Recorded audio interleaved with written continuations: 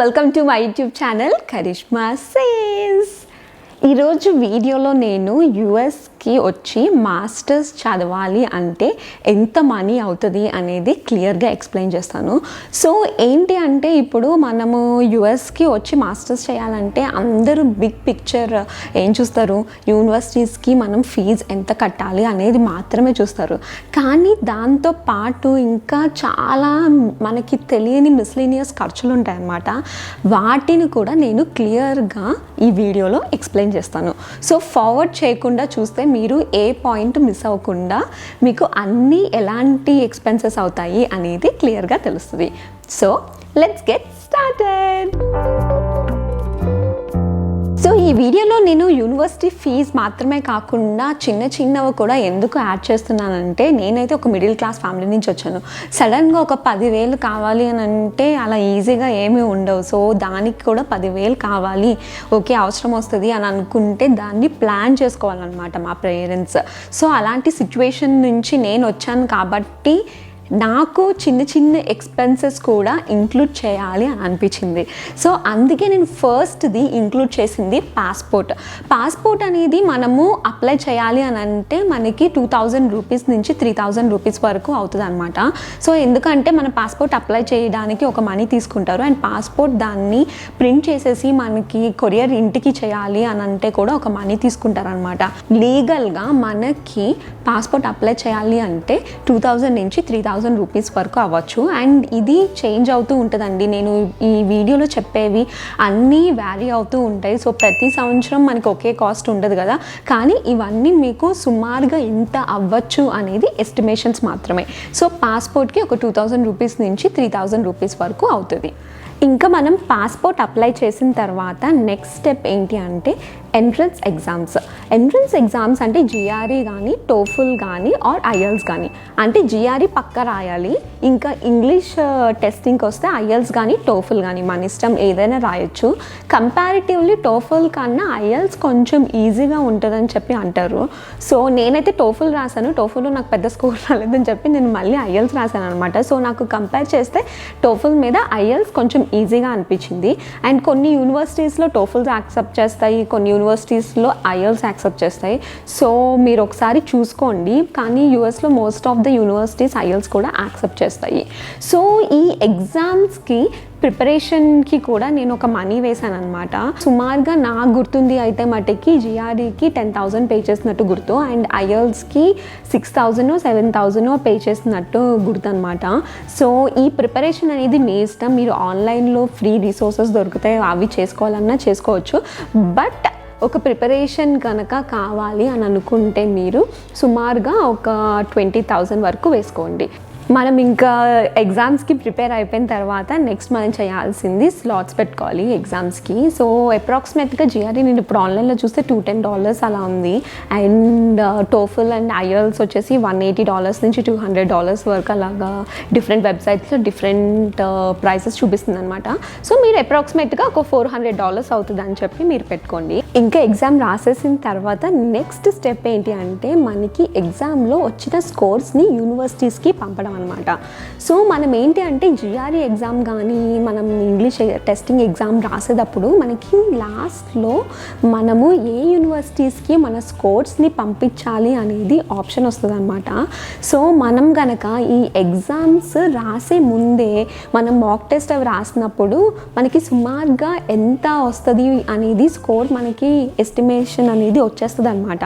So ఆ estimation తగ్గట్టు మన స్కోర్స్కి ఏ యూనివర్సిటీస్ వస్తాయో అనేది ముందే సెలెక్ట్ చేసుకొని ఆ యూనివర్సిటీస్ని కనుక మనము జిఆర్ఈ ఎగ్జామ్ అయిన తర్వాత మనకి స్క్రీన్ మీద పాపప్ అయినప్పుడు ఆ యూనివర్సిటీస్ని సెలెక్ట్ చేసుకుంటే అఫీషియల్గా జిఆర్ఈ వాళ్ళే మన స్కోర్స్ని యూనివర్సిటీస్కి పంపిస్తారనమాట. సో సేమ్ జిఆర్ఈ లాగానే ఇంగ్లీష్ టెస్టింగ్ ఎగ్జామ్స్ కూడా అలాగే ఉంటుంది. సో మనం కనుక ఇలా చేస్తే ఏమవుతుందంటే మనకి మనీ అనేది ఒక 3-4 యూనివర్సిటీస్కి మనం ఏదైతే స్కోర్స్ పంపాలో వాటికి మనీ పే చేయక్కర్లేదు, మనకి ఫ్రీగా ఉంటుంది అనమాట. సో కొంతమందికి ఏంటంటే ఇది తెలీదు, ఆల్రెడీ జిఆర్ఈ రాసేటప్పుడు మనం ఏ యూనివర్సిటీస్కి పంపించాలి అనేది ఒక ఐడియా లేకపోవడం వల్ల మళ్ళీ సెపరేట్గా స్కోర్స్ పంపించాల్సి వస్తుంది అనమాట. సో ఒక్కొక్క యూనివర్సిటీకి అప్రాక్సిమేట్గా $100 అలా ఉంటుంది అనమాట.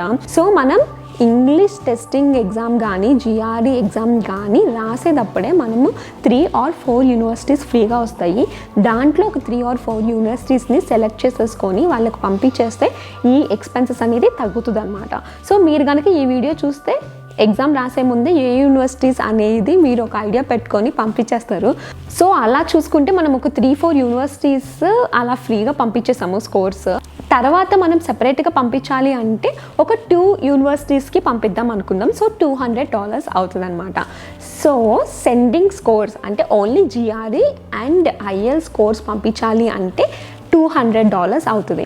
సో మనం ఇక్కడ ఏంటి అంటే యూనివర్సిటీస్ నుంచి మనకి అప్రూవల్ రావాలి అని అంటే మనం ఓన్లీ జిఆర్ఈ అండ్ ఐఎల్సే పంపించాం కదా, కానీ తర్వాత మన అటెస్టేషన్ చేసిన మన సర్టిఫికేట్స్ కూడా పంపించాలి అనమాట.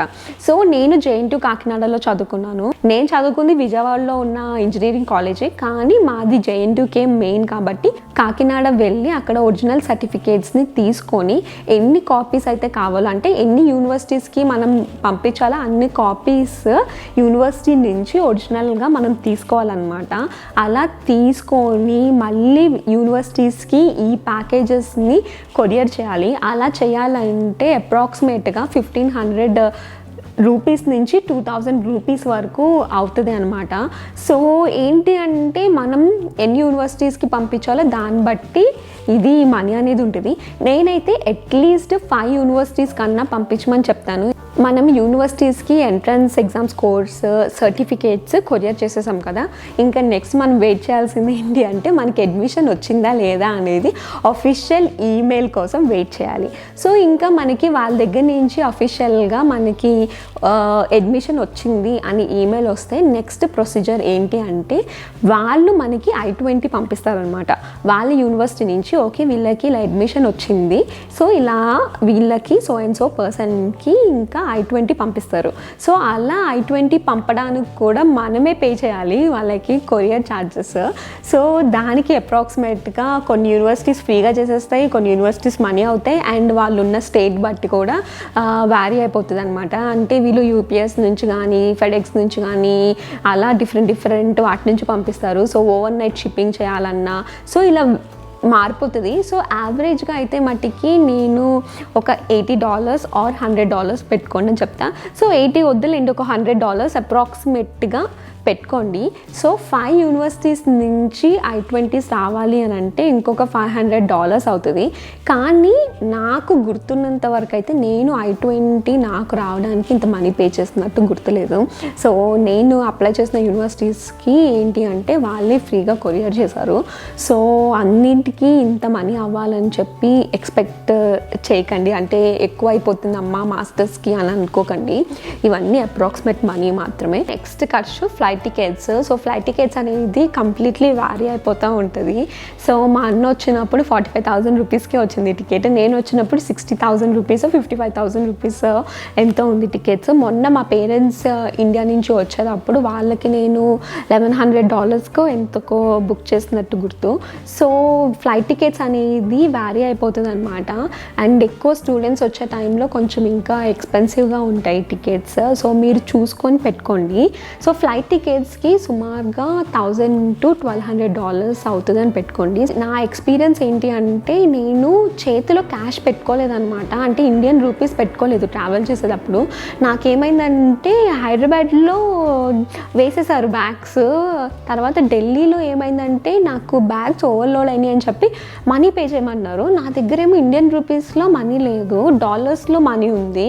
సో నాకు అప్పుడు ఏం చేయాలో తెలియలేదు. అప్పుడు ఒక ఆంటీ ఉంటే ఇంకా ఆంటీ వాళ్ళు నాకు ఒక 5,000 రూపీస్ మనీ ఇచ్చి నాకు హెల్ప్ చేశారనమాట.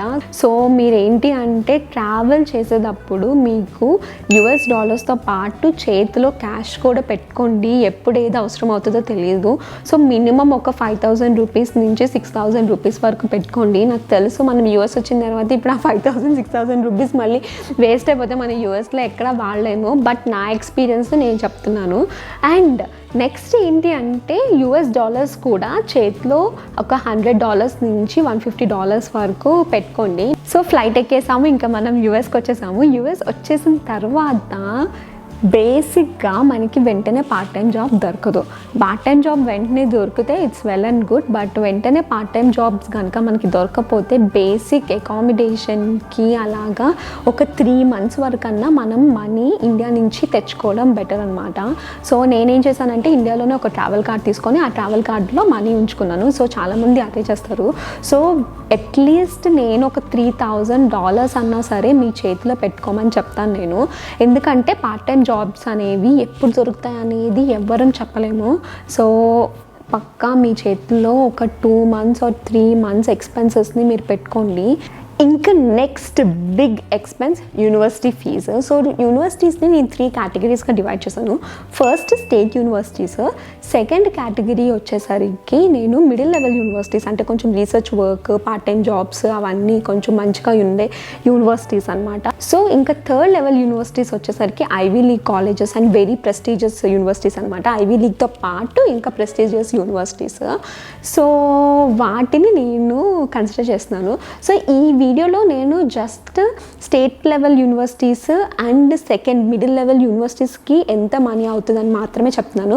ఎందుకంటే నాకు తెలిసిన వాళ్ళందరూ usually middle class families, Ivy League or prestigious యూనివర్సిటీస్లో చదివిన వాళ్ళు నా ఫ్రెండ్స్లో అయితే ఎవరు లేరు. అందుకని నేను వాటి ఎక్స్పెన్స్ని నేను ఇంక్లూడ్ చేయట్లేదు. సో ఫస్ట్ స్టేట్ యూనివర్సిటీస్కి వస్తే స్టేట్ యూనివర్సిటీస్లో ఫీజు అనేది కొంచెం తక్కువ ఉంటుంది అనమాట. సో స్టేట్ యూనివర్సిటీలో ఏంటి అంటే ఒక $5,000 అవుతుంది పర్ సెమిస్టర్లో. ఒకవేళ మనం 3 courses తీసుకుంటే మనకి $5,000 అవుతుంది. సో మనకి యూనివర్సిటీలో మొత్తం కంప్లీట్ చేయాలి అని అంటే మనకి $18,000 నుంచి ఒక $20,000 వరకు అవుతుంది అనమాట, జస్ట్ ట్యూషన్ ఫీ మాత్రమే. సో స్టేట్ యూనివర్సిటీస్లో కొంచెం పార్ట్ టైం జాబ్స్ తక్కువ ఉండే ఛాన్సెస్ ఉంటాయి. బట్ కానీ నాకు తెలిసిన ఫ్రెండ్స్ చాలామంది స్టేట్ యూనివర్సిటీస్లో చదువుకున్నారు. సో వాళ్ళు ఏదో ఒక విధంగా 3 monthsలో కానీ 4 monthsలో కానీ పార్ట్ టైం జాబ్స్ తెచ్చుకున్నారండి. నాకు తెలిసి ఏ ఫ్రెండ్ లేరు పార్ట్ టైం జాబ్ చేయకుండా. Maximum members part time job చేశారు.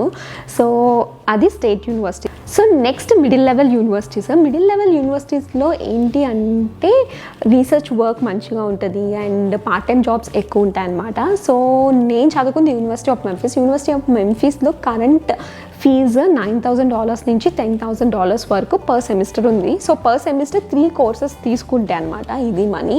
సో టోటల్గా మాస్టర్స్ కంప్లీట్ చేయాలి అని అంటే $35,000 వరకు అవుతుంది అనమాట. సో $35,000 నుంచి $40,000 వేసుకోండి. సో నెక్స్ట్ నేను ఇందాక చెప్పాను కదా ఐవీ లీగ్ ఆర్ ప్రెస్టీజియస్ యూనివర్సిటీస్ని నేను ఇంక్లూడ్ చేయట్లేదు. ఎందుకంటే వాటిల్లో చదవాలి, ఒక మిడిల్ క్లాస్ ఫ్యామిలీస్ చదవాలి అంటే స్కాలర్షిప్స్ లేకుండా చదవడం చాలా కష్టం, చాలా ఎక్కువ ఉంటాయి మనీ. సో నాకు తెలిసిన ఫ్రెండ్స్ కూడా ఎవరు లేరు కాబట్టి నేను ఆ మనీని ఇంక్లూడ్ చేయట్లేదు దీంట్లో. ఇంకా మనం ట్యూషన్ ఫీజుతో పాటు మనం ఎవ్రీ సెమిస్టర్ హెల్త్ ఇన్సూరెన్స్ కూడా పే చేయాలండి. సో యూనివర్సిటీ వాళ్ళు ఒక్కొక్క యూనివర్సిటీ ఒక్కొక్క ప్లాన్ ప్రొవైడ్ చేస్తారు. సో యావరేజ్గా పర్ సెమిస్టర్ $350 మనం అన్నట్టు వేసుకోవాలి. సో 4 semesters, సో 4 into 350 వేసుకోండి. సో అంత మనీ అవుతుంది అనమాట హెల్త్ ఇన్సూరెన్స్కి. కానీ ఏంటంటే కొంతమంది యూనివర్సిటీస్లో ఎక్కువ ఉంది అని చెప్పి బయట ఐఎస్ఓ తీసుకుంటారు. సో ఐఎస్ఓ ఏంటి అంటే ఇలా ఓపీటీ స్టూడెంట్స్కి, F1 స్టూడెంట్స్కి వీళ్ళకి ప్రొవైడ్ చేస్తుంది అనమాట. కానీ ఐఎస్ఓ ప్రొవైడ్ చేసే ప్లాన్లో ఏంటంటే ఎక్కువ కవర్ అవ్వవు.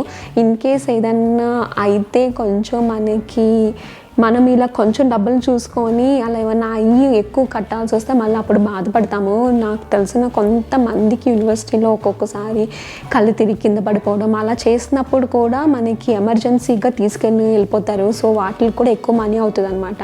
అదే మనం యూనివర్సిటీ ప్రొవైడ్ చేసే ప్లాన్ని తీసుకుంటే ఎక్కువ కవర్ చేస్తుంది. సో నేను పే చేసింది $350 అప్రాక్సిమేట్గా చెప్తున్నాను, $350. ఇంకా నెక్స్ట్ ఏంటి లివింగ్ ఎక్స్పెన్సెస్ అనమాట. సో లివింగ్ ఎక్స్పెన్సెస్ని నేను ఈ వీడియోలో ఇంక్లూడ్ చేయట్లేదు. ఎందుకంటే నాకు తెలిసిన వాళ్ళందరూ and mostly part time jobs చేయకుండా ఎవ్వరూ ఉండరండి. మినిమం పార్ట్ టైం జాబ్ వాళ్ళకి ఇక్కడ యూఎస్లో లివింగ్ ఎక్స్పెన్సెస్ ఇండియా నుంచి మనీ తెచ్చుకోకుండా ఉండాలి అని అంటే ఎలాంటి జాబ్ చేయాలి, అలాంటి జాబ్ ఎట్లా అయినా సరే తెచ్చుకొని ఏదో ఒక విధంగా జాబ్ చేస్తారు. సో నేను అందుకని లివింగ్ ఎక్స్పెన్సెస్ని నేను ఇంక్లూడ్ చేయలేదు. ఇందాకడ దీనికే నేను రాగానే మనకి పార్ట్ టైం జాబ్ రాదు కాబట్టి నేను అట్లీస్ట్ ఒక ఫస్ట్ 3 to 4 months అన్నా సరే మన చేతిలో మనీ ఉంచుకోవడం బెటర్ అని చెప్పి $2,000 నుంచి $3,000 నేను ఎక్స్పెన్సెస్లో యాడ్ చేస్తాను అనమాట. సో లివింగ్ ఎక్స్పెన్సెస్ అయితే మట్టికి మనం ఏదో ఒక పార్ట్ టైం జాబ్ యూనివర్సిటీస్లో మనం తెచ్చుకొని మనం మనీ పే చేసుకునేటట్టు ఉంటుంది అనమాట. ఒకసారి ఇప్పటి వరకు చెప్పిన వాటిని అన్నిటినీ మనం సమ్మరీ చేసి చూద్దాము.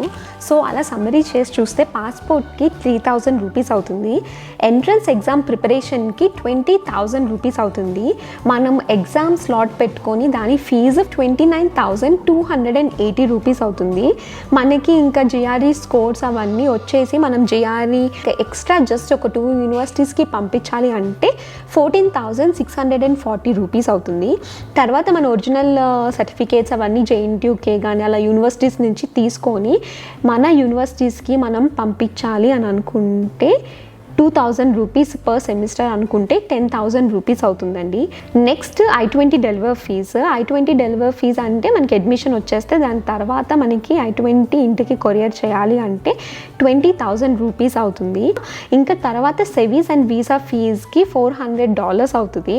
సో అది అప్రాక్సిమేట్గా $29,280. ఫ్లైట్ టికెట్స్ యావరేజ్గా మనం $1,100 అనుకుంటే $80,000.